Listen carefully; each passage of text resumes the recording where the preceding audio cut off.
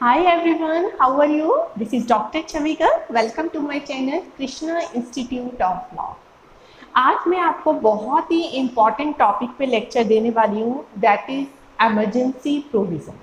देखिए हमारे प्रेसिडेंट की जो है एमरजेंसी वो होती है, बहुत सारी पावर है, उनमें से एक पावर है एमरजेंसी पावर।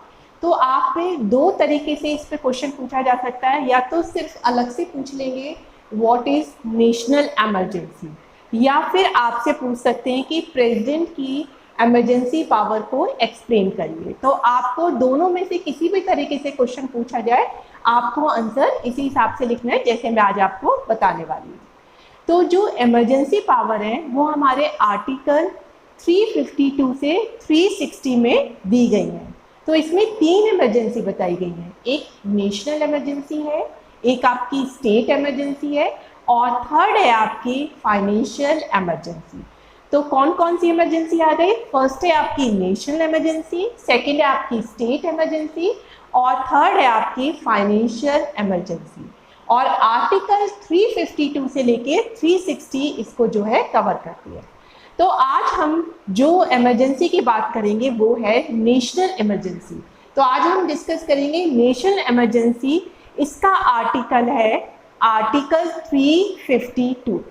तो आर्टिकल 352 कहता है कि हमारा जो कॉन्स्टिट्यूशन है उसकी एक बहुत बड़ी ये खूबी है कि अगर कोई भी इमरजेंसी पावर आती है तो हम आराम से उसे जो है अडॉप्ट कर सकते हैं, अपने कॉन्स्टिट्यूशन को उसी हिसाब से जो है मोल्ड कर सकते हैं।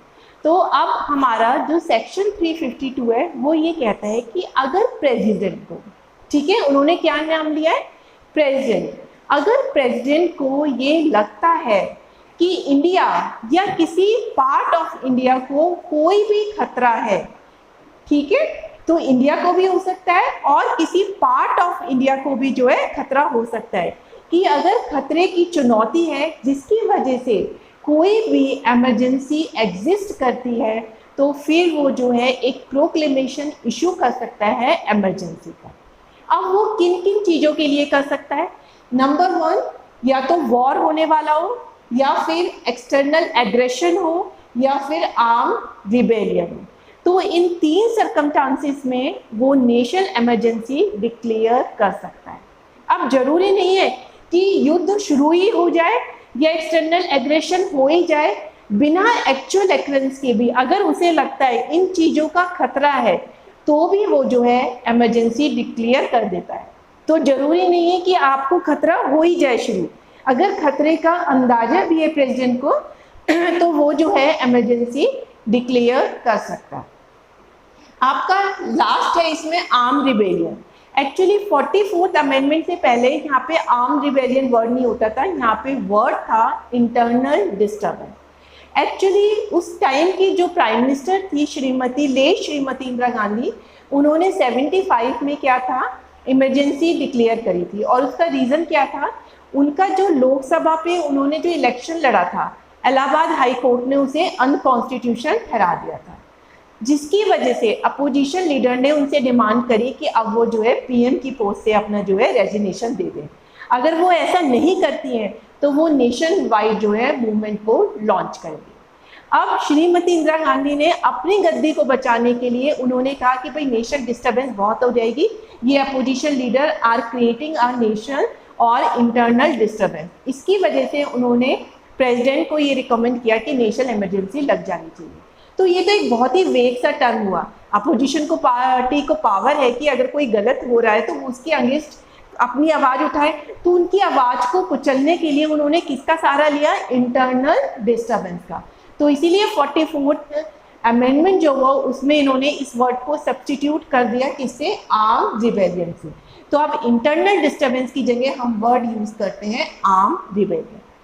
और 44th अमेंडमेंट में एक और कंडीशन डाली गई, क्योंकि तब की इंदिरा गांधी जब उन्होंने ये इमरजेंसी लगाई, उन्होंने अपने किसी भी कैबिनेट से जो है डिस्कशन नहीं किया, उन्होंने अकेले जाकर ही जो है एज ए पीएम जो है प्रेसिडेंट को रिकमेंड कर दिया। लेकिन अब ये जरूरी हो गया है कि प्रेसिडेंट ये डिसीजन तो लेता है कि वो जो है इमरजेंसी वो डिक्लेयर करे अगर कोई भी खतरा देखता है, लेकिन ये खतरा की रिकमेंडेशन उसके पास यूनियन कैबिनेट से आनी चाहिए और वो भी राइटिंग में आनी चाहिए। अब यूनियन कैबिनेट में सिर्फ पीएम ही नहीं होता, बल्कि उसमें जो मिनिस्टर है कैबिनेट रैंक के वो भी जो है इंक्लूड होते हैं। तो अब पीएम अपनी मनमानी नहीं कर सकता, बल्कि वो अपने मिनिस्टर जो कैबिनेट रैंक के हैं उनसे जो है डिस्कशन करेगा और राइटिंग में फिर इसकी रिकमेंडेशन जो है प्रेसिडेंट को देगा। क्योंकि जो मिनिस्टर्स होते हैं उनको देश की जनता चुनती है और वो देश के लिए ही अकाउंटेबल होते हैं, तो इसीलिए उनके कंधों पे ये जिम्मेदारी डाली गई है कि वो कलेक्टिवली रूप में देखें कि देश में कोई खतरा आ रहा है जिसकी वजह से जो है हमारी जो सिक्योरिटी है वो खतरे में पड़ रही है, तो हमें इमरजेंसी डिक्लेयर करनी चाहिए। तो क्लियर हो गया आपको? तो प्रेसिडेंट इन रीजन की वजह से, वॉर की वजह से, एक्सटर्नल एग्रेशन की वजह से और आर्म रिबेलियन की वजह से जो है इमरजेंसी को डिक्लेयर कर सकता है after getting the recommendation of union cabinet and that too in writing. अब ये जो आपका वो होता है, अभी कितने पीरियड तक चलता है? ये जो है 44th अमेंडमेंट से पहले ये 2 महीने होता था स्टार्टिंग पीरियड, लेकिन आफ्टर 44th अमेंडमेंट अब जब प्रेसिडेंट कोई भी प्रोक्लेमेशन को जो है इशू करता है तो उसे जो है दोनों हाउस, पार्लियामेंट के जो दोनों हाउस है, राज्यसभा और लोकसभा, उसके आगे जो है इसे ले करना होता है। और अगर वो ले नहीं करता है तो सिर्फ ये 1 मंथ तक ही ऑपरेट करती है, उसके बाद सीज टू एग्जिस्ट हो जाती है। अगर इस 1 मंथ में वो पार्लियामेंट के दोनों हाउस में उसे ले करता है और वो उसे अप्रूव कर देते हैं, तो फिर जितने पीरियड के लिए वो अप्रूव करेंगे, जनरली एक बार में जो है 6 मंथ के लिए जो है ये अप्रूव किया जाता है। और उसके बाद भी अगर अप्रूवल इसको कंटिन्यूशन में लेना पड़ता है तो एक बार में 6 महीने तक के लिए करते हैं, उसके बाद फिर दोबारा से दोनों हाउस इसे पास करेंगे और फिर अगले 6 महीने के लिए करेंगे। और ये जो पास करते हैं और ये जो अप्रूव करते हैं, ये सिंपल मेजॉरिटी से नहीं करते, ये करते हैं स्पेशल मेजॉरिटी से। और आपको स्पेशल मेजॉरिटी का मतलब पता ही है।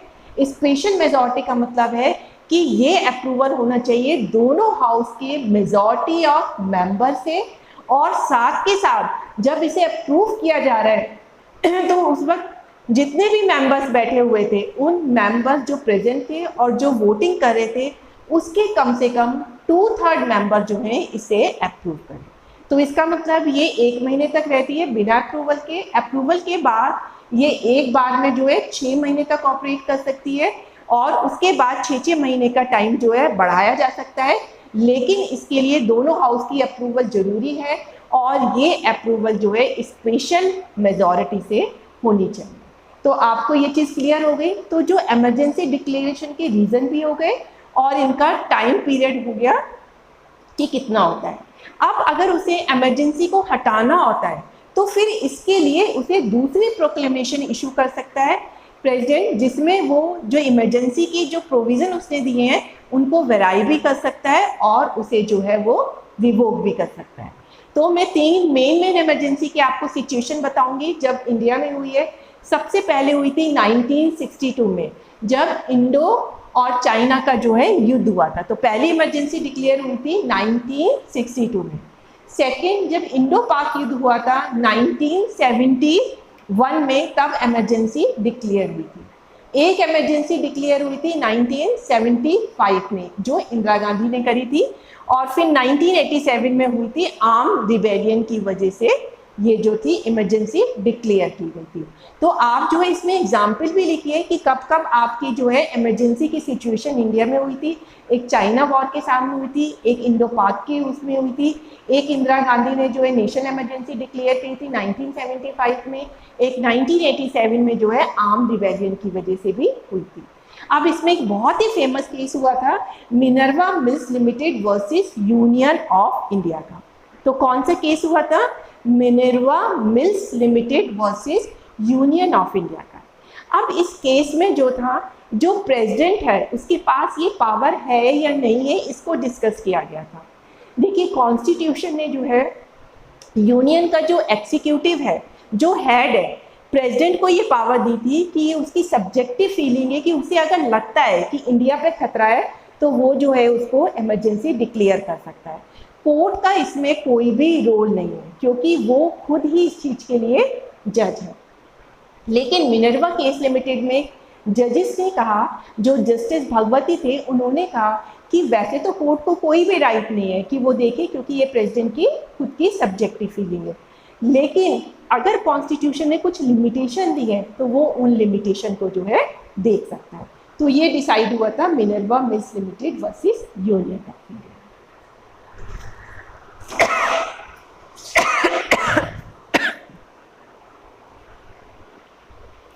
अब देखिए, मैंने आपको नेशनल इमरजेंसी बहुत अच्छे से बता दी कि कौन इसे इशू कर सकता है, कितने पीरियड के लिए होती है, और ये प्रेसिडेंट का जो है सब्जेक्टिव सेटिस्फैक्शन होता है कि वो देखे। अब इस इमरजेंसी के इफेक्ट क्या क्या होते हैं ये भी आपको जो है इसमें लिखने पड़ेंगे। तो आपको पता है कि हमारे यहाँ जो है फेडरल कॉन्स्टिट्यूशन है, सेंटर अलग है और स्टेट अलग है, और दोनों की पावर बिल्कुल अलग अलग होती है। कुछ पावर यूनियन को दी गई है और कुछ पावर स्टेट को दी गई है, और दोनों ही जनरली एक दूसरे की पावर को इंक्रोच नहीं करती है, जिससे कि वो कोऑर्डिनेट वे में जो है अपना अपना काम कर सके। लेकिन जब इमरजेंसी डिक्लेयर होती है तो ये जो सेंटर और स्टेट की जो दूरी है वो थोड़ी सी खत्म हो जाती है, और सेंटर जो है डोमिनेट करता है स्टेट को। तो अब हम इनका इफेक्ट देखते हैं कि क्या क्या होता है। सबसे पहला इफेक्ट है extension of centre executive power. आपको पता है कि सेंटर की एक्सिक्यूटिव पावर अलग होती है और स्टेट की अलग होती है, लेकिन अगर इमरजेंसी डिक्लेयर हो जाती है तो सेंटर को पूरी पावर है कि वो स्टेट को ये ऑर्डर दे सके कि उनको इस तरीके से या सेंटर के हिसाब से जो है काम करना है। और ये जो आपको डायरेक्शन देनी है सेंटर, ये किसी भी स्टेट को दे सकता है, ये नहीं कि सिर्फ उन्हीं स्टेट को देगा जहाँ पे इमरजेंसी डिक्लेयर हुई है, बल्कि अगर उसे लगता है कि इंडिया की सेफ्टी को कहीं से कोई भी खतरा है तो भी वो किसी भी स्टेट को ये पावर दे सकता है कि वो सेंटर के हिसाब से ही अपने ऑर्डर को एक्सिक्यूट करेंगे। नेक्स्ट है parliament empower to legislate on state subject. देखिए, एक्सिक्यूटिव में भी वो उसकी पावर बढ़ जाती है और लेजिस्लेटिव मामलों में भी सेंट्रल की पावर ज़्यादा बढ़ जाती है। आपको पता है कि 3 लिस्ट होती हैं, एक यूनियन लिस्ट है, एक स्टेट लिस्ट है और एक कॉन्करेंट लिस्ट है। यूनियन लिस्ट में जितने भी मैटर आते हैं उस पर सेंट्रल कानून बनाती है, स्टेट लिस्ट में स्टेट बनाती है, और कॉन्करेंट में जो है दोनों ही बना सकती हैं, लेकिन अगर दोनों में कॉन्फ्लिक्ट होता है फिर सेंटर का जो लॉ है वो प्रिवेल करता है। लेकिन इमरजेंसी सिचुएशन में सेंटर को स्टेट लिस्ट के मैटर पे भी कानून बनाने की पूरी फ्रीडम होती है। तो इस तरीके से सेंटर को जो है स्टेट लिस्ट की जो भी सब्जेक्ट होते हैं उन पे कानून बनाने की छूट मिल जाती है। नेक्स्ट है आपका centre empower to alter distribution of revenue. अब जो भी रेवेन्यू होती है वो सेंटर और स्टेट में एक रेशो होता है कि किस रेशो में और किस किस रेवेन्यू का जो है डिस्ट्रीब्यूशन होगा। अगर आपकी इमरजेंसी डिक्लेयर होती है तो सेंटर को पूरा ये राइट होता है कि वो जो रेवेन्यू के डिस्ट्रीब्यूशन का तरीका है और कितनी रेवेन्यू डिस्ट्रीब्यूट होगी उसमें भी वो चेंज कर सकती है। नेक्स्ट है आपका extension of life of Lok Sabha. देखिए, वैसे लोकसभा की जो लाइफ है वो इंक्रीज नहीं की जा सकती है, लेकिन इमरजेंसी के टाइम पे ये जो है लोकसभा की जो सीट है वो 1 साल तक के लिए हम उसे एक्सटेंड कर सकते हैं। लास्ट है आपका सस्पेंशन ऑफ फंडामेंटल राइट। देखिए, हमारे कॉन्स्टिट्यूशन का बहुत ही इंपॉर्टेंट पार्ट है फंडामेंटल राइट। किसी भी अमेंडमेंट से हम फंडामेंटल राइट को टेक अवे नहीं कर सकते, एब्रीज नहीं कर सकते, क्योंकि it is the most fundamental part of our Indian constitution. लेकिन जब इमरजेंसी लगती है तो आर्टिकल 19 के जितने भी राइट हैं वो ऑटोमेटिकली सस्पेंड हो जाते हैं। तो जब वो सस्पेंड हो जाते हैं तो कोई भी व्यक्ति कोर्ट में ये नहीं कह सकता कि हमारे जो है फंडामेंटल राइट का हम एक्सरसाइज नहीं करते, क्योंकि ये इमरजेंसी का इफेक्ट होता है कि उस टाइम पे सभी लोगों के फंडामेंटल राइट जो है आपके सस्पेंड हो जाते हैं। तो आपने देखा कि अगर इमरजेंसी डिक्लेयर होती है तो क्या क्या पावर में चेंज हो जाता है। एक तो लेजिस्लेटिव पावर बदल जाती है सेंट्रल और स्टेट में, दोनों के बीच में एक्सिक्यूटिव पावर चेंज हो जाती है और इसमें सेंटर को ज़्यादा पावरफुल बनाया गया है, और जो डिस्ट्रीब्यूशन होता है रेवेन्यू का वो भी चेंज हो जाता है। लोकसभा की लाइफ भी बढ़ सकती है 1 साल के लिए, और हमारे जो फंडामेंटल राइट होते हैं वो भी सस्पेंड हो जाते हैं। अब यहाँ पे मैं आपको दो बहुत इंपॉर्टेंट केस भी डिस्कस करूंगी। पहला है Ram Manohar Lohia versus state of Bihar. कौन सा केस है? Doctor Ram Manohar Lohia versus state of Bihar. इसमें क्या हुआ कि डिफेंस ऑफ इंडिया रूल्स के अंतर्गत डॉक्टर राम मनोहर लोहिया को जो है डिटेन कर लिया गया। डीएम ने जो है गवर्नमेंट के कहने पे उन्होंने डिटेन किया। तो डीएम ने कहा कि हमें जो है राम मनोहर लोहिया से लॉ एंड ऑर्डर की प्रॉब्लम हो सकती है, उसमें डिस्टर्बेंस हो सकता है और हमें इसीलिए जो है उनको डिटेन करना पड़ा है। तो फिर डॉक्टर राम मनोहर लोहिया ने जो है हाई कोर्ट में जो है अप्लाई किया। तो डीएम ने कहा कि नहीं, वो डिटेन हो चुके हैं तो इसलिए वो नहीं जा सकते। तो कोर्ट ने कहा कि देखिए, डिटेन का मतलब ये नहीं है कि कोई कोर्ट में जो है मूव नहीं कर सकता है। कोर्ट को ये देखने का पूरा अधिकार है कि जिन रीज़न की वजह से डिफेंस ऑफ इंडिया रूल्स में उन्हें डिटेन किया गया है, क्या वो रीज़न ठीक है या नहीं है। जैसे रीज़न होता है कि अगर वो पब्लिक ऑर्डर को डिस्टर्ब करते हैं। पब्लिक ऑर्डर क्या होता है कि वो काफ़ी ग्रेव नेचर का होता है और लॉ एंड ऑर्डर उससे थोड़ा नीचे आ जाता है। अगर लॉ एंड ऑर्डर का मतलब यहाँ पे पब्लिक ऑर्डर से है तब तो आप उन्हें डिटेन कर सकते हैं, अदरवाइज नहीं कर सकते। तो ये वाला केस क्लियर हो गया। सेकंड केस था आपका ADM Jabalpur versus S Shukla का केस। कौन सा केस है ये? ADM Jabalpur versus S Shukla का केस। इसे हबीस कॉर्पस का केस भी कहते हैं। इसमें भी यही डिसाइड किया गया कि अगर हम किसी को डिटेन करते हैं तो उसको पूरी पावर है कि वो कोर्ट में जा सकता है। तो that's all for today lecture. Thank you.